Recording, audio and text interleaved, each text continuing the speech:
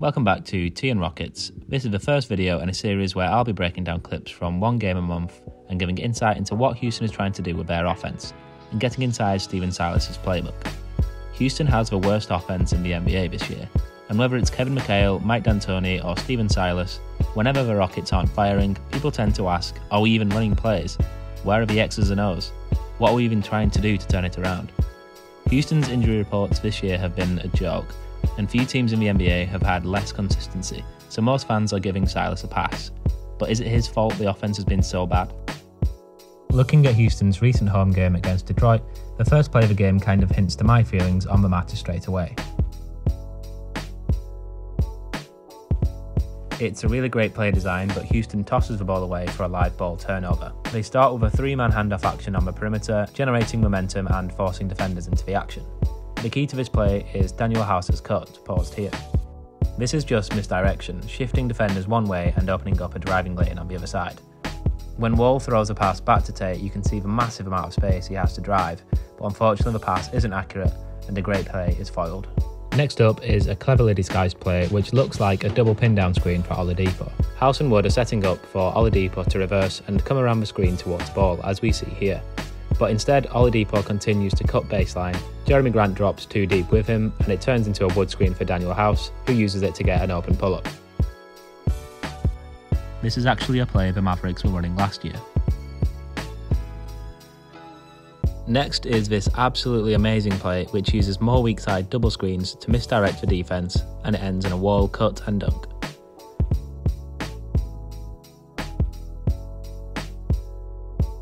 Rolling it back, you can see how Tate and Wood are coming over and the defence will be expecting the double screens for Oladipo to curl around. Instead, Tate keeps moving past Oladipo and then curls back around him. Now it looks as if Tate should be continuing around Wood into the space on the perimeter. And keep an eye on the defender Delon Wright here. Instead, Tate sets a screen for Oladipo, who springs free past a second screen from Wood. Wright is completely caught up underneath the play, and then Wall makes his move once he sees the defender motion towards Oladipo. Again, we'll watch it back just to appreciate the layers of duplicity in this design.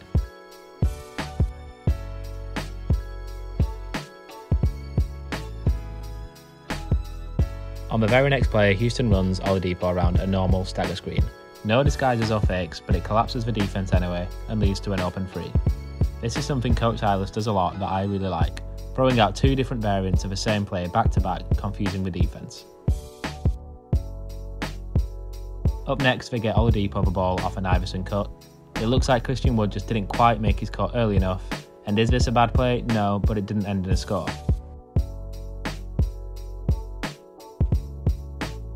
More frustration here as they start a 2-1 series with Wood getting involved, perhaps to get a second screen on the change of direction. But Oladipo loses his handle and the play is broken.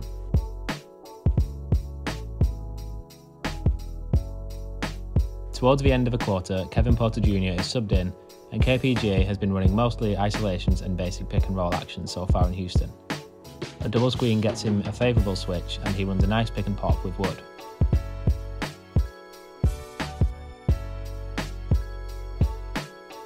They run horns to force the switch and Porter scores 1-on-1.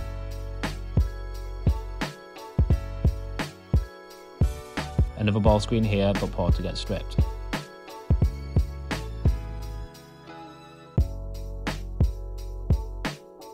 And another ball screen into an ISO for the final play of the quarter. Porter is averaging just 0.45 points per possession in isolation this year, although only 18% of his minutes have come with Christian Wood also on the floor, which severely restricts any of his other options. Plays like this, where he clears out two players to go one-on-one, are not generating good offense. But he's 20, with huge amounts of potential, so it's a trade-off for the long term. DJ Augustin entered the game, and while Augustin is a very competent point guard, he clearly didn't have any chance to practice or get to know the playbook. So the offense has to descend into a driving kick game with very basic handoffs and ball screens to force switches.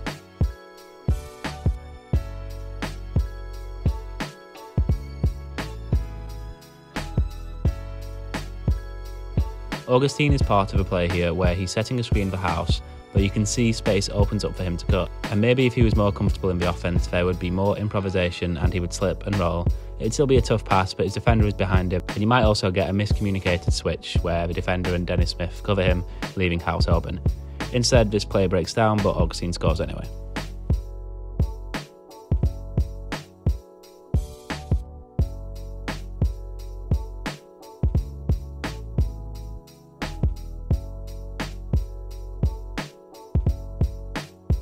I did want to return briefly to the play Coach Silas drew up coming out of the quarter break. Look at Martin's movement here as he curls around the screen into a handoff and then looks for a lob on the weak side, but Detroit flushes it out.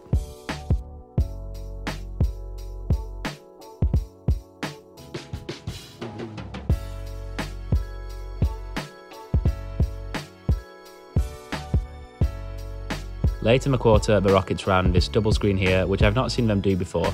You can see Silas still experimenting with his squad and trying out new things. I don't love the positioning of the screen because Oladipo still has a long way to go around, giving Plumlee time to bark orders, and Oladipo and Wood are in heavy traffic as the play develops. If Oladipo started here and the screen was set here, it's a more natural angle for Wood to roll, and Oladipo has a better angle driving for the layup as he turns the screen. And you might force weak side help from Jeremy Grant and have an open corner shooter.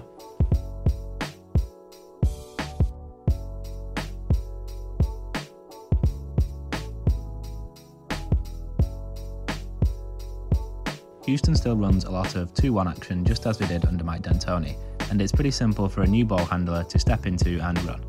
This play has Augustine curl around the KJ Martin screen, and the gravity from the strong side of the ball gives Jae'Sean Tate a driving lane to attack. They run 2-1 again next time up the court, another example of Silas and the Rockets running two variants of the same play back to back. This time Augustine gives it back to Porter before clearing out, and KPJ runs a two-man game with Tate. Tate does have great skill around the rim, but it's usually off the catch, not a more traditional post-up like this.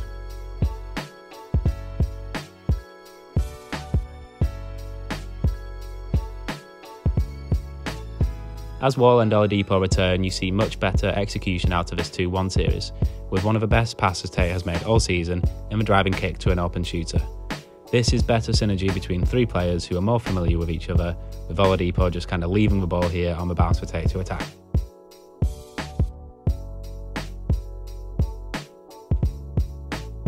Even Wall and Oladipo still hadn't quite been able to connect consistently. They threw the ball away here trying to get into a set. They run a similar action next play, and notice how Wall screens for Oladipo out of a handoff before he gets into the pick and roll with Wood, giving him separation from his trailing defender. This is something I've noticed from Coach Silas, and it's a slight difference from Mike D'Antoni. He likes to have some movement before getting into the main action in order to force some separation, with the hope that the defender is already catching up to the play. Like in this sequence where Oladipo comes off a pin down before running into a pick and pop with Wood.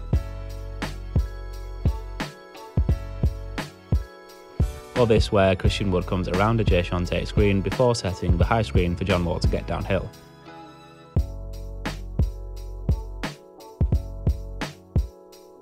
And look at this slight bump Tate gives Mason Plumlee and how it forces him to play a deeper drop, which Wall attacks. Now compare that to another play with just a regular screen and roll and how much higher up Plumlee wants to be. As we see again though, once the starters come out, there really is no offense as Silas has to continually shuffle through new players, new lineups, and it just defaults to 5 out standing around, a ball screen here and there, and just hoping for a driving kick to get you anywhere.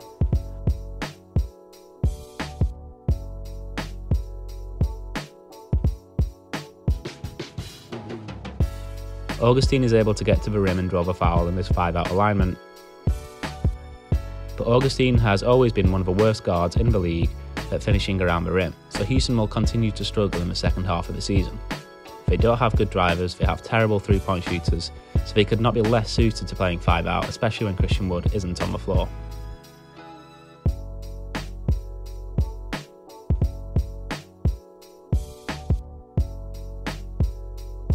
I hope this video gives you some appreciation for what Coach Silas has in his playbook, and watching this team I do see a lot of plays mimicking what Dallas did last year, which tells me Silas did indeed have a strong hand in orchestrating what was at time the most efficient offense in NBA history. His crime has been not having good enough players to run it this year, or even having any players healthy for even a 5 to 10 game stretch to run it. I'm not a fan of 5-out in general. I think people tend to forget that Dallas's most used lineup last year had Dwight Powell at centre. and you saw the absolute disaster that was the Houston offense when Christian Wood got injured. There was no role for it ever on the court, which forced the guards to run into traffic, throwing up terrible shots. I want to see if Silas can innovate and have a more diverse offense, because Wood allows you to do that. But I also appreciate there's no point trying your plan B and C if you haven't even had a chance to try your plan A yet. And the focus should now be fully on Kevin Porter Jr. and making sure he develops chemistry with Christian Wood. It's going to be difficult without shooting around him, and John Wall's fit in the offense isn't quite clear anymore, but giving Porter the keys to the offense means putting him in more pick and roll and set plays, not just having him isolate. So I'm looking forward to seeing what Coach Silas can do with KPJ the rest of the way. And you can be sure to catch my thoughts right here or at my blog at tnrockets.com. Thank you so much for watching.